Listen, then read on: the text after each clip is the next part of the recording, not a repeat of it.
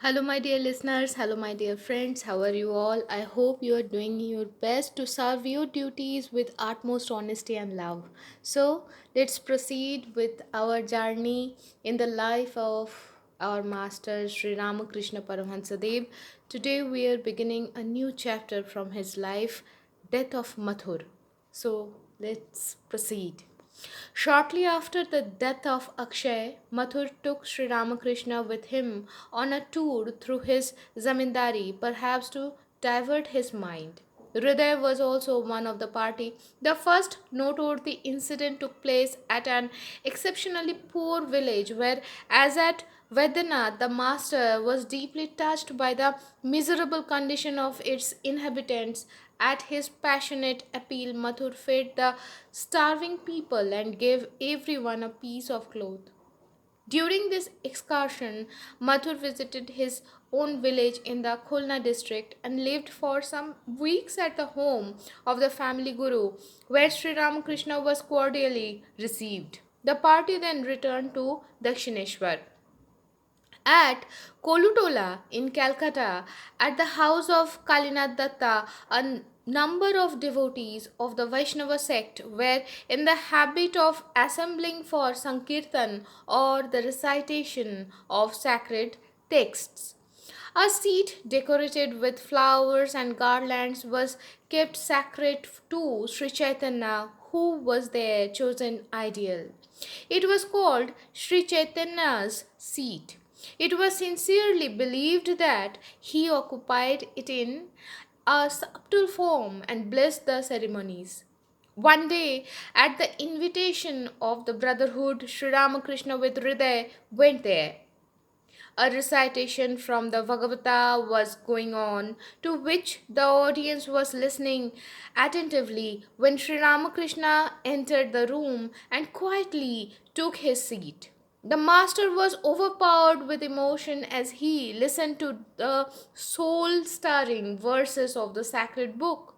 He ran and stood on Sri Chaitanya's seat, absorbed in deep samadhi, with no vestige of life in his body. His hands were raised as one sees them in the picture of Sri Chaitanya, and a seraphic smile played about his lips. The devotees, perceiving that he was in samadhi, above all barriers of time, place, and circumstance, were caught up in the enchantment of the hour. The reader and the audience riveted their eyes on Sri Ramakrishna.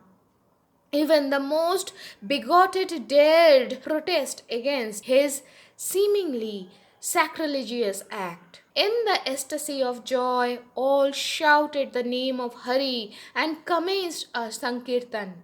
The music acted Sri Ramakrishna's subconscious mind, and he gradually came down to the conscious of the objective world. He joined in the Sankirtan with his usual fervor, now dancing in an extremely graceful way and again standing still, lost in divine emotion. After some time, the Sankirtan came to a close amid joyous shouts of the Lord's name, and Sri Ramakrishna returned to Dakshineshwar.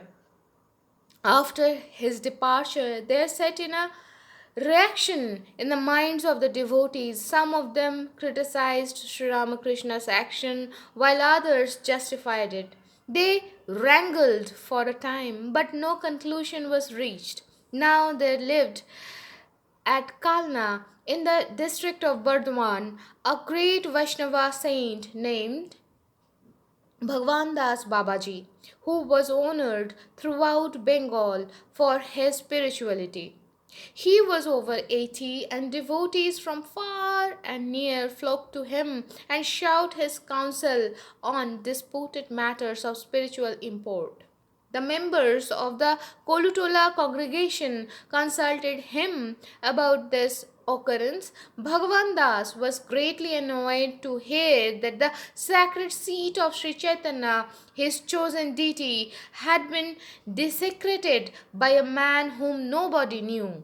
He criticized the action sharply and suggested precautions against a repetition of the offense.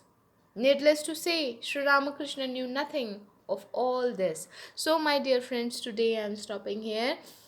Again, we will start a new chapter to know the next part. So, till then, be happy, be jolly, and keep praying. Shubhamastu.